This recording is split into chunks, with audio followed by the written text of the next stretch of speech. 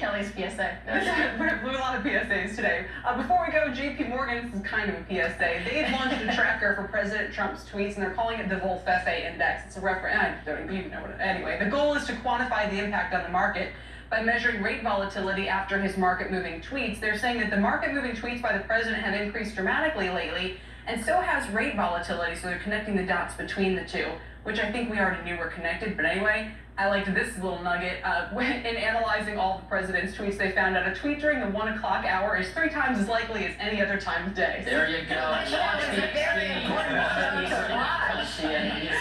I do wonder if the algorithms are getting smarter about picking up on some of the words and nuances, because we talked a lot before about how the president can say a lot of things. We make market moves, and then in the end, it didn't really come true. Haven't we learned our lesson? We still keep making these market moves. The algorithms, do they get smarter on some of these keywords and times? Seem like they have. But they haven't. No. Well, the moves haven't been as dramatic from a broader market perspective. Well, and they're looking at the yields What was this. interesting was the rate perspective, because Yeah. they also single out the tweets that are centered on the Fed and Jay Powell. Right. And so those may have a little bit more disproportionate effect Did they on a at certain part of least the market. establish whether it was those tweets versus the trade tweets that were more impactful? So they went through a whole range of slicing and dicing the data and kind of looking at those things. But the idea is, if you do have a tweet-sensitive environment right now, will there be programmers or coders who end up writing algorithms that Right. are a little bit more sensitive or a little bit more nuanced or complex with regard to how If they these haven't been filters writing out? algorithms that account for the president's what I'm tweets, saying. then what have you been doing for the last So what are we doing?